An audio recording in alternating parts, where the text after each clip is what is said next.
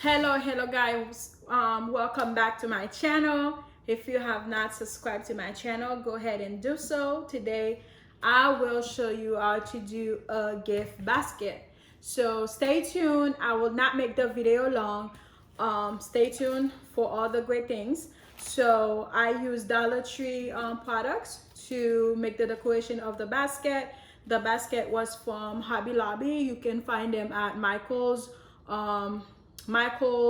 AC Moore, and so you can find those decoration in Dollar Tree, and then the basket bag for you to put the basket after you're done doing the decoration.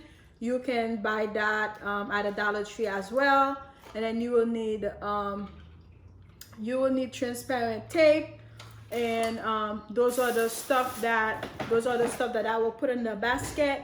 So stay tuned as I fix everything in the basket, and then you will go along with me. You will see what I do. Thank you. Stay tuned.